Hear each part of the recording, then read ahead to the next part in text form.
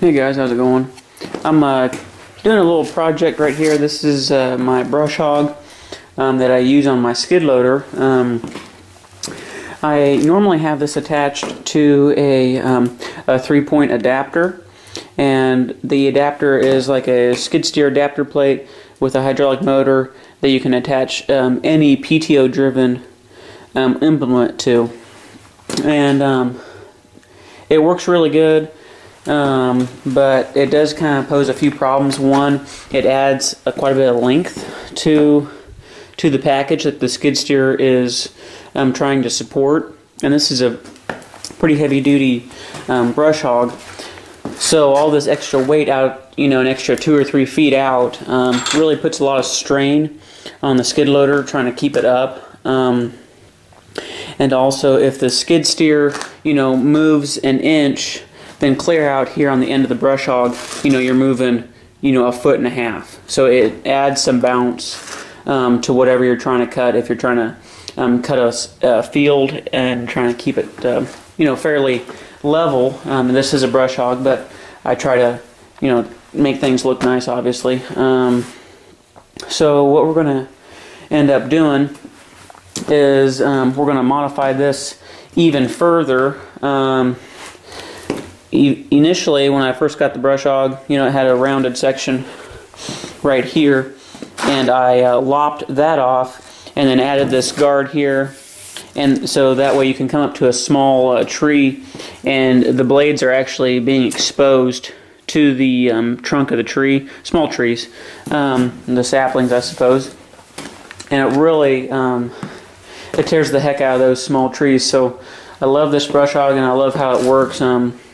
Works really good for my application, cleaning up my farm, but we're going to try to make it better by permanently modifying this for only skid steer use. I don't have a tractor anymore, I just have the skid loader, so we're going to go ahead and modify this by adding this skid steer adapter plate and adding in its own hydraulic motor and hoses and whatnot. So this is a standalone unit.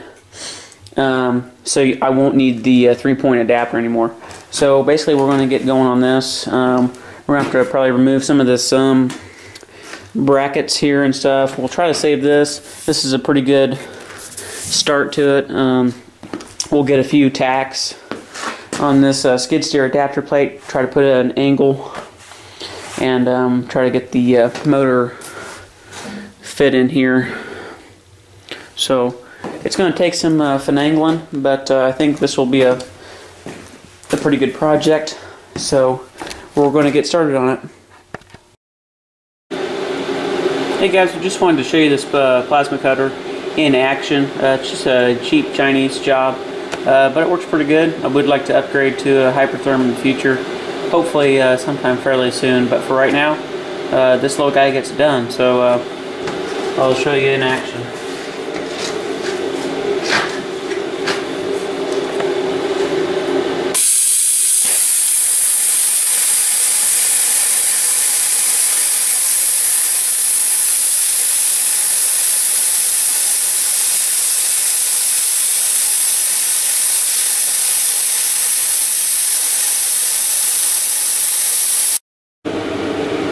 Okay guys, so we got the hydraulic motor mounted up. I'm pretty happy with the arrangement.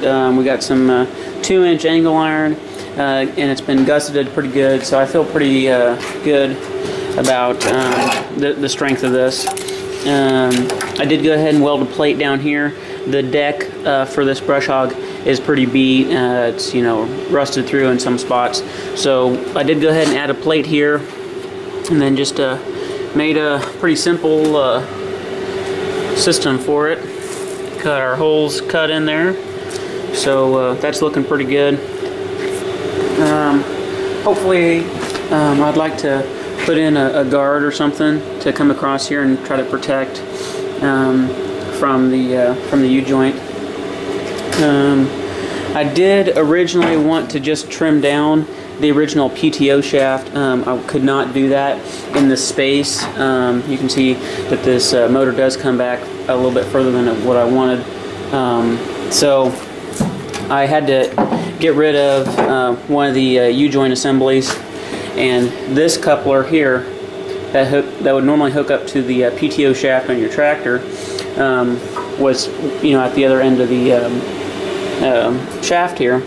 So I basically just swapped them out and put this one back on there, re-greased the U-joint here, and that will work to take out any misalignment in the motor between the motor and the gearbox. So that should work out pretty good. There's no reason that this should ever fail, I don't think.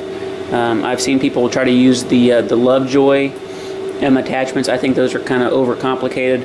I think this here is much more robust. I don't see any reason that this should ever fail.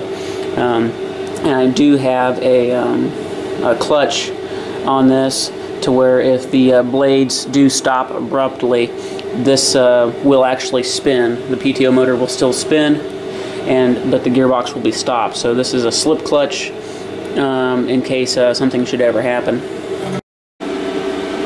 Okay guys, so you know, we've got our motor mounted up.